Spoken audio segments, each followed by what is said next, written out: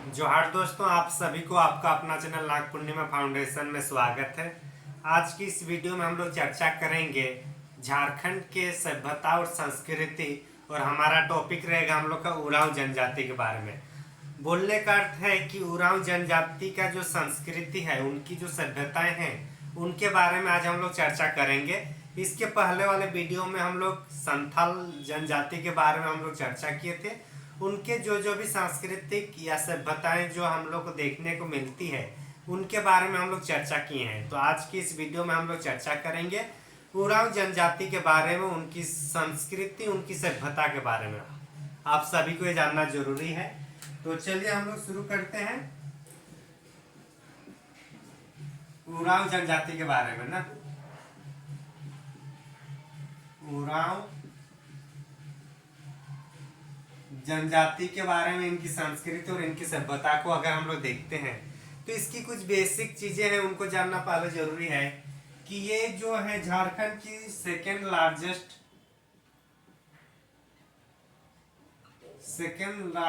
Tribe है। कहा कि झारखंड की, और भारत का ये चौथा है। भारत में, इंडिया में चौथे नंबर पर है उरांव। झारखंड की इनकी बात किया जाए तो इनका जो प्रतिशत है 18.14 है। कितना? 18.14% उरांव जनजाति झारखंड में पाई जाती है। उरांव जनजाति की बात किया जाए तो ये सबसे पहले लोग का जो मूल निवास स्थान था, ये हम लोग का महाराष्ट्र के कोंकण क्षेत्र में था। मूल निवास कहाँ के थे लोग? मूल निवास महाराष्ट्र के कोंकण, महाराष्ट्र के कौन सा? कोंकण तट पर। महाराष्ट्र के कोंकण में। तो यहाँ से लोग फिर उरांव जनजाति कहाँ पे आते हैं? झारखंड में आते हैं। यहाँ से कहाँ से? महाराष्ट्र के कोंकण में। और उरांव जनजाति यहाँ कब आते हैं अगर इसकी बात किया जाए तो हम लोग का जब बख्तियार खिलजी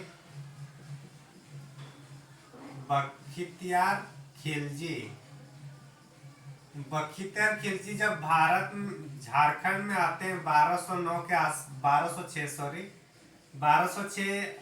आफ्टर, मतलब 1206 ईस्वी में जब बख्तियार खिलजी झारखंड प्रवेश करते हैं, उसी दौरान हम लोग के उरांव जनजाति का भी प्रवेश होता है झारखंड में। उसके पहले लोग कहाँ रहते थे? महाराष्ट्र के कोंकण वाले क्षेत्र में। क्योंकि महाराष्ट्र साइड के होगा तो इन लोग का भाषा शैली क्या होगा? द्रविड़ भाषा शैली होगा ना। द्रविड़ भाषा शैली होगा, ठीक। द्रविड़ भाषा शैली होगा। द्रविड़ भाषा शैली।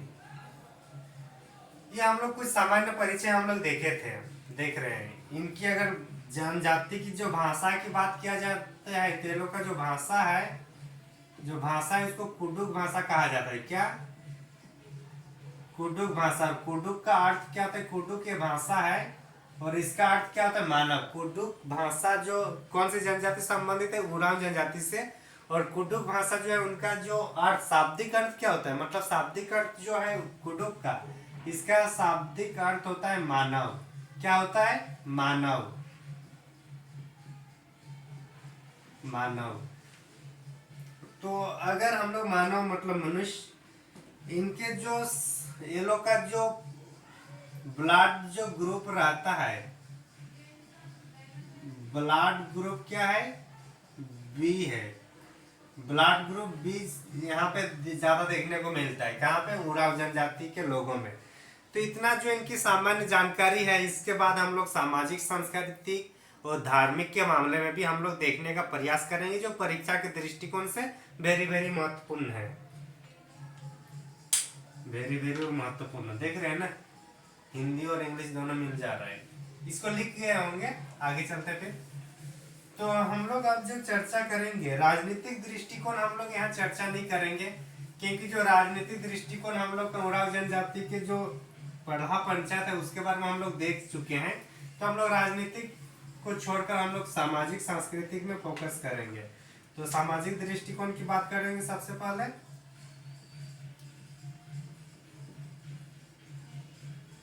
सामाजिक दृष्टिकोण क्या है? तो सामाजिक दृष्टिकोण की बात किया जाए तो इनकी जो 14 गोत्र है, वो गोत्रों को किली भी कहा जाता है। गोत्रों को क्या कहा जाता है? किली।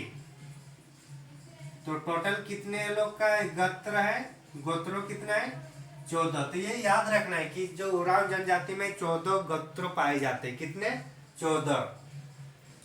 इसकी बात किया जाए तो इसके बाद गोदना प्रथा, मतलब जो आप लोग देखे होंगे जो महिलाओं में या पुरुषों में यहाँ तो या तो बिंदी बिंदी रहता है, या फिर यहाँ कुछ इस टाइप से जो रहता है बैंड टाइप का, जो खोदा बोलते हैं, तो उसी टाइप से गोदना प्रथा देखने को मिलता है। कौन सा प्रथा? गोदना प्रथा देखने को मिलता है। गोदना। आप लोग देखे होंगे ना, घर के जो दादी लोग या नानी लोग के आप लोग चेहरे में देखे होंगे, यहाँ पे पूरा मतलब क्या बोलते हैं, अभी टैटू जो बोलते हैं ना, अभी का जो टैटू है वो घर के पुराने लोगों को आप देख सकते हैं कि वो लोग का यहाँ पे पूरा टैटू लगा हुआ रहता है, जो वो क्या है? गोदना है। तो वो गोदना प्रथा अनिवार्य रूप से यहाँ देखने को मिलता है उरांव जनजाति में। तो गोदना प्रथा हम लोग को देखने को मिलेगा, मतलब टैटू। उसके बाद अगर देखा जाए तो बंदर का मांस ये लोग नहीं खाते हैं। बंदर का मांस ये लोग नहीं खाते हैं, मतलब वर्जित है। ठीक। उसके बाद अगर हम लोग देखें तो ये लोग का जो एकल परिवार को ज्यादा ये लोग महत्व देते हैं, एकल परिवार को। और एकल परिवार में भी तृतीय सत्तात्मक रहेगा। कौन सा सत्तात्मक? प्रीतवंशीय, मतलब अपने पापा के साइड से वंश का अनुसरण किया जाएगा। समगोत्रीय विवाह हमेशा वर्जित ही है। हिंदू समाज में बोले या फिर जनजाति समाज में समगोत्र विवाह नहीं होगा, वर्जित है। और सर्वाधिक जो विवाह होता है वो नाम है उसका आयोजित विवाह। आयोजित विवाह मतलब कौन सा है ये हम लोग अरेंज मैरिज है। कौन सा? Arrange marriage. अरेंज मैरिज कौन सा? आयोजित विवाह। और यही सर्वाधिक है। यही सर्वाधिक विवाह देखने को मिलते हैं कहाँ पे? उरांव जनजाति में। तो इतना जो सामाजिक दृष्टिकोण है, इतना हम लोग को याद रखना जरूरी है कि ये लोग का 14 गोत्र है, जिसको हम लोग किली कहेंगे। बंदरों का ये लोग मांस भक्षण नहीं करते हैं। तीसरी बात है कि ये लोग का गोदना प्रथा होता है। तीसरी बात। चौथी बात है कि समगोत्रीय विवाह नहीं होगा, जैसे कि बाकी जनजातियों में भी होता है और हिंदू समाज में भी होती है। और उसके बाद जो है हम लोग का देखें कि जो क्या पॉइंट है? आयोजित विवाह। सर्वाधिक जो विवाह होता है जिस पद्धति से, वो है आयोजित विवाह। मतलब आयोजित विवाह मतलब अरेंज मैरिज। अरेंज मतलब बोलने का मतलब आप लोग समझ गए होंगे। ठीक ना? तो इतना सब इनका मतलब सामाजिक दृष्टिकोण है। यूथ हाउस के बारे में अगर हम लोग देख सकते हैं कि जो वागिरे है,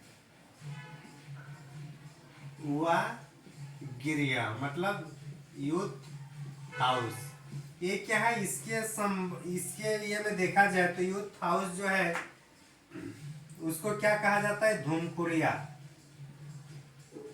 धूमकुड़िया, इसको धूमकुड़िया कहा जाता है। किसको? जो यहाँ पे यूथ हाउस होगा, मतलब जो वागिरे होगा। वागिरे मतलब जो बेसिकली जो जैसे कि अभी ट्रेनिंग वगैरह होता है ना, दूसरे कोई स्किल ट्रेनिंग, तो उसी तरीके से जो अपनी जनजाति की समाज की ताना बाना को समझने के लिए, समाज में क्या करना चाहिए, क्या नहीं करना चाहिए, ये सब का जो ट्रेनिंग कराई जाती है वो हम लोग का यूथ हाउस मतलब उवागिरे में कराई जाती है। तो जो उरांव जनजाति का जो उवागिरे है उसका नाम है धूमकुड़िया। क्या नाम है? धूमकुड़िया। यहाँ पे फिर हम लोग को देखने को मिलेगा कि धूमकुड़िया यहाँ दो प्रकार, एक लड़कों के लिए होगा और एक लड़कियों के लिए। दो अलग अलग होगा ना। तो दोनों को हम लोग देखेंगे, एक लड़के के लिए और एक लड़कियों के लिए।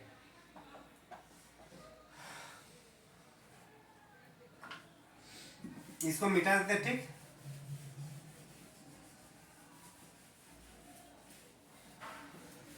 तो जो धूमकुड़िया मतलब समझ में आ गया कि धूमकुड़िया आखिर क्या है, या फिर मतलब वागिरे में क्या होता है। तो इसमें जो धूमकुड़िया है, इसमें प्रवेश ये कितने प्रकार का है? 2 प्रकार का है। एक है हम लोग का जांक एरपा। क्या? जांक जोंक एरपा और दूसरा जो है हम लोग का जोंक एरपा और ये होगा पेल एरपा। पेल पेल एरपा, ठीक। तो जो जोंक एरपा जो है ये हम लोग का लड़कों के लिए है, बॉयजों के लिए है, ठीक। बॉयज के लिए है। और इसका जो हेड होता है, हेड किसका, जोंग एरपा का जो हेड होगा उसका नाम क्या है, जोंग एरपा का जो हेड होगा उसका नाम है हम लोग का धांगड़। इसका जो हेड है उसको धांगड़ कहा जाता है, धांगड़ कुड़िया या धांगड़। और उसके जो इसका जो असिस्टेंट होगा किसका, धांगड़ का, उसका नाम है कोतवाल। क्या नाम है, कोतवाल। धांगड़ बोलता मैं अकेले इतने लड़के को संभाल नहीं पाऊंगा तो इसके लिए असिस्टेंट की जरूरत है। मतलब बच्चों को संभालना इतना आसान थोड़ी है। और वो भी उस एज में जब टीन एज में प्रवेश करेंगे उस टाइम के बच्चों को संभालने के लिए। तो इसलिए जो धांगड़ बोलता है मेरे से अकेला नहीं हो पाएगा बच्चों को संभालना, तो इसलिए उनके लिए कौन असिस्टेंट आता है, कोतवाल। तो ये हम लोग का लड़का पक्ष वाला देखे। तो ये लड़का जो है ये लड़कियों से संबंधित है। जो लड़कियां हैं वो लोग का जो देख रेख, वो लोग का संरक्षण, वो लोग का प्रशिक्षण के लिए जो इंस्टीट्यूट है उसका नाम है पेल एरपा। और इसको जो नेतृत्व कर रहे थे उनका नाम है बड़की धांगरिन। क्या नाम है, बड़की धांगरिन। बड़की धांगरिन, बड़की धांगरिन कौन है, पेल एरपा का मतलब हेड है, पेल एरपा का हेड है। तो इतना अगर हम लोग को समझ में आता है तो अब ये जो आखिर जो धुमकुड़िया है यहाँ पे जो लोग प्रवेश करते हैं तो आखिर कुछ टाइम होगा ना कि कब ये लोग का एंट्री होता है, कितने वर्षों के लिए होता है, ये भी हम लोग को जानना जरूरी है कि नहीं। मन में तो ख्याल आ रहा होगा। तो इनकी जो शुरुआत होती है वो हम लोग का सोहराई पर्व से होती है। शुरुआत एंट्री कब होती है, सॉरी सोहराई नहीं, सरहुल, सरहुल, सरहुल पर्व में ये लोग का प्रवेश होता है वागिरे में। और कितने, 3 वर्षों के लिए होता है। कितने वर्षों में होता है ये, 3 वर्ष में एक बार होगा। 3 वर्षों में, प्रत्येक 3 वर्ष में किया जाता है। मतलब अभी अगर कोई 20 में अगर कोई धूमकुड़िया में शामिल हुआ तो अगले 3 साल बाद दोबारा एंट्री होगा।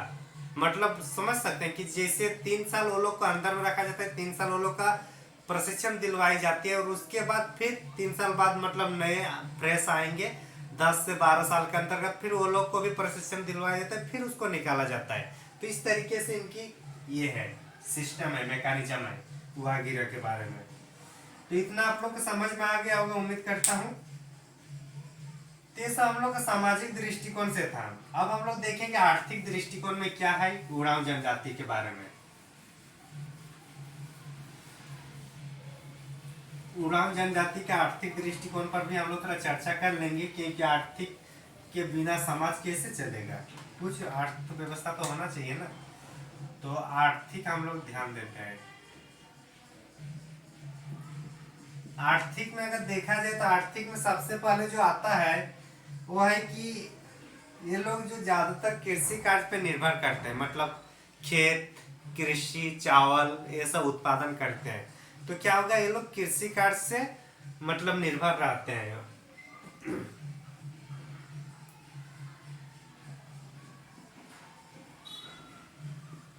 कृषि कार्य पर निर्भर, कृषि कार्य पर निर्भर रहते हैं। दूसरी बात है कि ये लोग का जो भोजन में क्या होगा, जब कृषि कार्य में रहेंगे तो भोजन क्या होगा, चावल होगा, फिर जानवर पशु पक्षी होंगे ना, जंगली फल, जंगली पशु पक्षी फल ये सब आएंगे। उसके बाद अगर इसका देखा जाए कि झारखंड में सर्वाधिक विकास, अगर झारखंड में जो 32 जनजाति है, 32 जनजाति में अगर किसी भी जनजाति का सर्वाधिक विकास हुआ है तो किसका हुआ है, उरांव जनजाति का। उरांव जनजाति का सबसे ज्यादा विकास हुआ है जनजातियों में। भले संख्या में द्वितीय स्थान पर है झारखंड में, लेकिन विकास सर्वाधिक मात्रा में इन्हीं लोगों का हुआ है। तो सर्वाधिक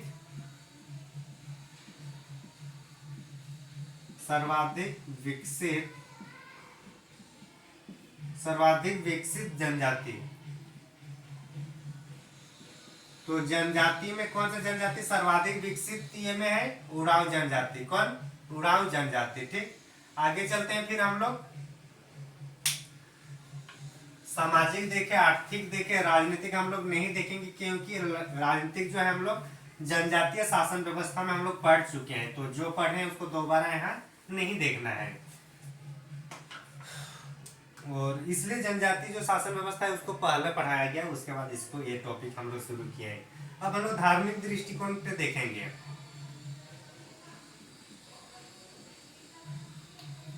धार्मिक दृष्टिकोण की बात किया जाए तो ये लोग का भी एक सर्वोच्च देवता होगा, जैसे कि संथाली समाज में हम लोग क्या देखे थे? संथाली समाज में हम लोग देखे थे सिंह बोंगा, फिर मारांग गुरु, फिर जाहेरेरा, माझी थान, ये सब देखे थे हम लोग।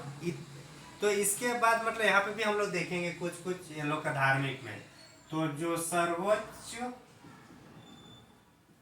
सर्वोच्च देवता का नाम क्या है? धर्मेश है। मतलब उरांव जनजाति में सर्वोच्च देवता का नाम होता है धर्मेश। क्या नाम है? धर्मेश। सर्वाधिक जो जनजाति है, जो सर्वाधिक मान्यता प्राप्त जो देवता है उसका नाम क्या है? धर्मेश। और सर्वाधिक किनको मानेंगे? किसकी सबसे ज्यादा पूजा की जाती है अगर देखा जाए जनरली, तो हम लोग का सूर्य भगवान। तो क्या है ये? सूर्य। तो धर्मेश मतलब जो उरांव जनजाति में जो सर्वप्रमुख जो देवता है उसका नाम क्या है? धर्मेश। धर्मेश ना, तो ये धर्मेश हो जाएगा यहाँ पे। उसके ग्राम देवता को क्या कहा जाता है? उसके पहाड़ देवता देखते हैं पहले। पहाड़ देवता मतलब मारांग गुरु। मरांग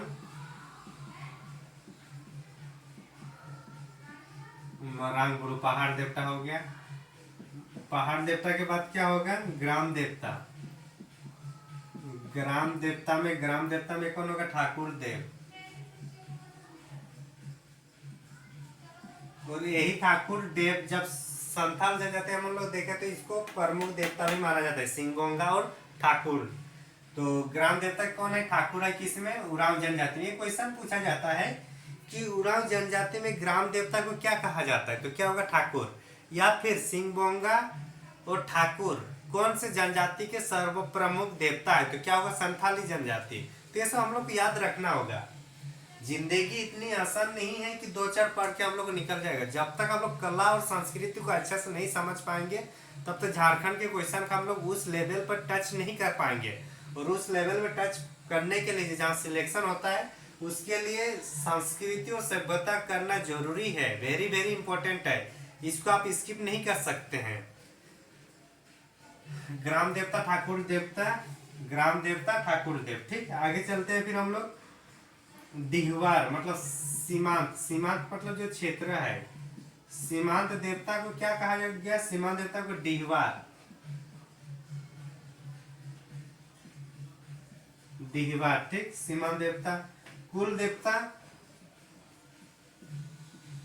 कुल देवता मतलब पूर्वज होता है, तो उसको पूर्व जातमा कहा जाता है। पूर्व जातमा। आगे इनके कहानी भी कुछ हम लोग देखेंगे। धार्मिक प्रधान पाहन होगा, वो तो हम लोग पढ़ चुके हैं। पाहन के सहयोगी बेगा कहलाते हैं, तो वो सब हम लोग पढ़ चुके हैं। अच्छा, लिख लेते हैं। पुजारी या धार्मिक प्रधान कौन है? पाहन। और इसके सहयोगी बेगा है। जो हम लोग स्थानीय स्वशासन जब देखे तो उस टाइम ये सब देखे थे, तो इसलिए यहाँ दोबारा ओवरलैप हो सकता है। तो अभी हम लोग थोड़ा समझना है कि जो कुल देवता वाला है ना, ये वाला पॉइंट हम लोग थोड़ा समझेंगे कि जैसे अगर मान के चलिए कि कोई परिवार है या पूरे समाज में उरांव जनजाति में पूरे साल भर में जितने भी कोई मतलब जितने भी लोग मृत्यु को प्राप्त कर लेते हैं, तो उन मृत्यु को प्राप्त जो किए हैं वो लोग की आत्मा को शांति देने के लिए जनवरी महीने में एक फंक्शन होता है।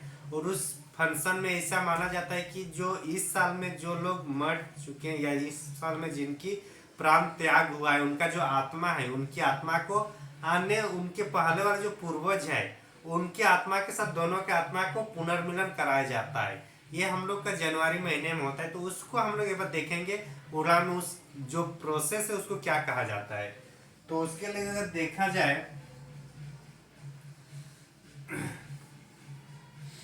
तो जनवरी में जो होता है हड़बोंगा, एक मिनट, हड़बोड़ा संस्कार है, हड़बोड़ा संस्कार,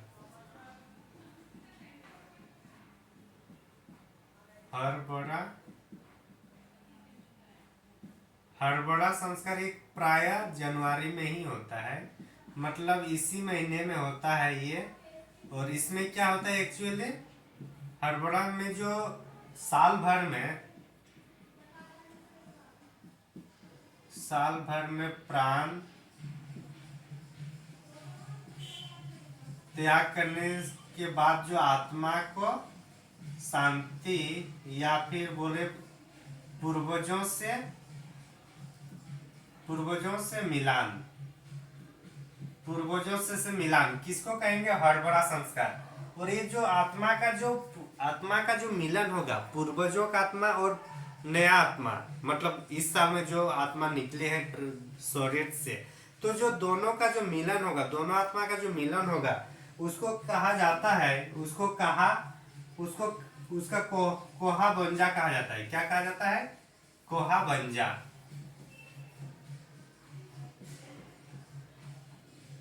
कोहा बंजा, तो कहा बंजा क्या है, मतलब आत्माओं का मिलन कह सकते हैं, इसको कह सकते हैं ना, आत्माओं का मिलन क्या है, कोहा बंजा। तो यहाँ क्वेश्चन पूछा जाता है कि कोहा बंजा का मतलब क्या होता है, या फिर यूं क्वेश्चन पूछ दिए कि जो कोहा बंजा ये कौन सी जनजाति में पाए जाते हैं, तो ऐसे क्वेश्चन ट्विस्ट किया जा सकता है ना। हम लोग को हर एंगल से रेडी रहना है। आगे अगर इसकी बात किया जाए तो उस पर एक बार हम लोग चर्चा करेंगे कि इन लोग का पेय पदार्थ में तो हड़िया ही होगा, जाहिर सी बात है। और ये लोग का जो भूमि होता है इसको भूइहर भूमि के रूप में जाना जाता है। जो भूइहर गांव होता है, ये लोग के गांव को ही भूइहर गांव कहा जाता है। किनका, उरांव जनजाति का।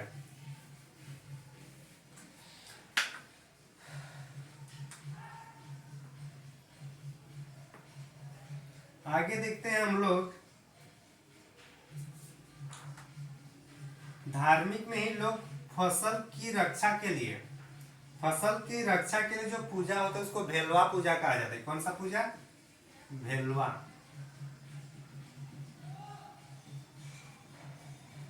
भेलवा पूजा क्या है, ये फसल की रक्षा के लिए, फसल की रक्षा के लिए कौन, भेलवा पूजा। और गांव की रक्षा के लिए जो पूजा की जाती है उसको क्या बोला जाता है, गौरैया।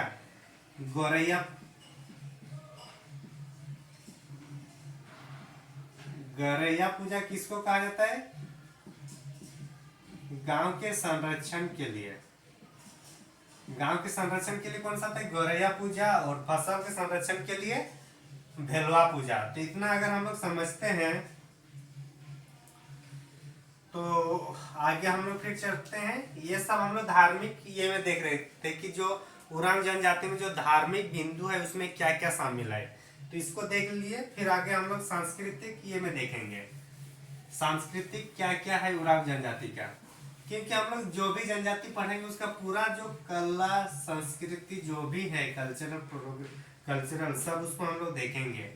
तब सांस्कृतिक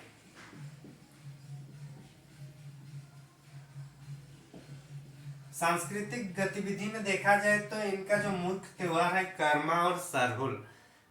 अमूमन जितने भी जनजाति है सबका प्रमुख जो है वो क्या है, कर्मा है और सरहुल है। अमूमन अंडरलाइन।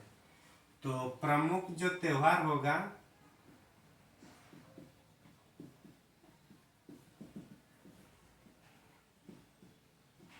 कर्मा है, और दूसरा क्या है, कर्मा के बाद दूसरा हम लोग का सरहुल है। कर्मा और सहरूढ़ दो इनका प्रमुख थे। ये है प्रमुख नृत्य। अगर बात किया जाए प्रमुख नृत्य क्या है, जदुर, सॉरी, प्रमुख नृत्य जदुर है।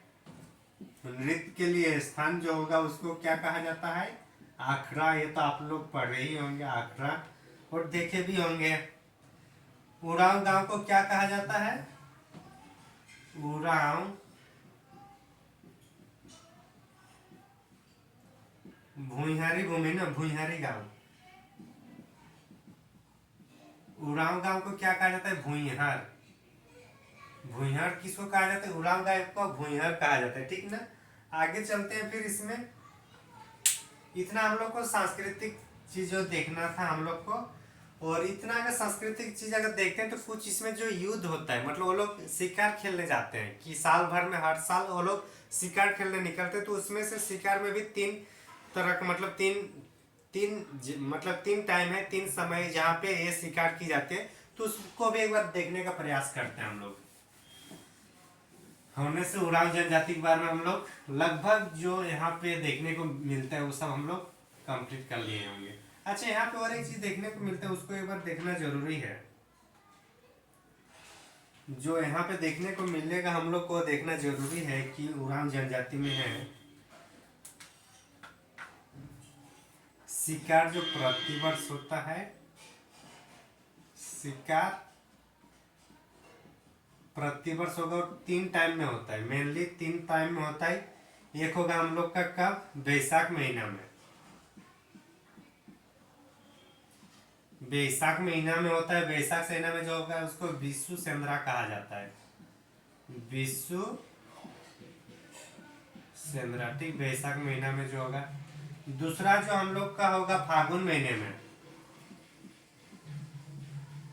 फागुन महीने में जो होगा उसको फागु सेंद्रा। बैसाख से विषु, फागुन से फागु, ठीक ना। थोड़ा बहुत ये सब याद रखना होगा, मतलब टेक्निक थोड़ा देखना है। फागु सेंद्रा हो गया। और तीसरा जो होता है हम लोग का वर्षा के मौसम में, वर्षा के मौसम में जो होता है उसको हम लोग को क्या बोला जाता है, जेठ शिकार। जेठ शिकार मतलब सेंद्रा, ठीक। तो इतना जब समझ में आता है, और आप देखिए मान लीजिए तीन है कि टाइम पीरियड में कि तीन इस टाइम पे मतलब इस टाइम पे शिकार जरूरी है। लेकिन कभी किसी का मूड ऑन हो गया, कभी किसी का मूड ऑफ हो गया कि आप तो शिकार करने निकलना है, तो इस टाइप से कभी अचानक निकलते हैं, उसके लिए एक अलग से नाम है, उसको एक बार हम लोग देखते हैं। तो उसका जो बीसी उसको बोलेंगे हम लोग इच्छानुसार।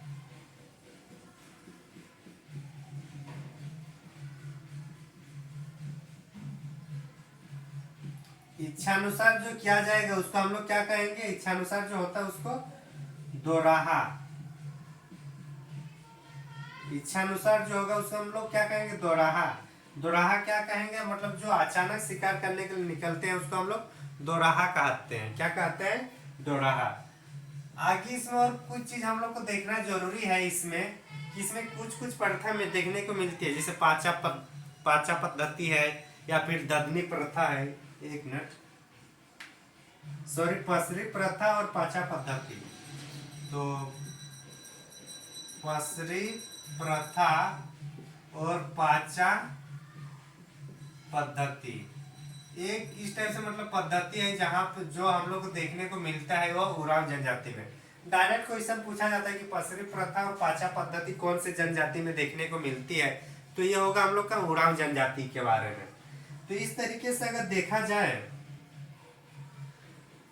अच्छा, और एक आता है घाड़दी जामाई। घाड़दी जामाई मतलब जो घाड़ती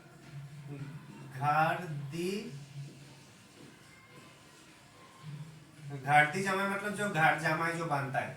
तो इस टाइप से जो तीन जो है, पसरी प्रथा, पाचा पद्धति और घाड़ती जामाई, तीनों चीजें हम लोग कहाँ दिखने को मिलती है, हम लोग को उरांव जनजाति में। तो इस तरीके से कहा जाए कि उरांव जनजाति से संबंधित जितने भी परीक्षा के दृष्टिकोण से महत्वपूर्ण है उसको हम लोग इस लेक्चर के माध्यम से पूरा करने का प्रयास किए हैं। आप लोग को कैसा लग रहा है जरूर बताइए कमेंट करके। हाँ, अगर कोई नए हैं चैनल में तो जरूर सब्सक्राइब कीजिएगा। थैंक यू फॉर वॉचिंग, धन्यवाद।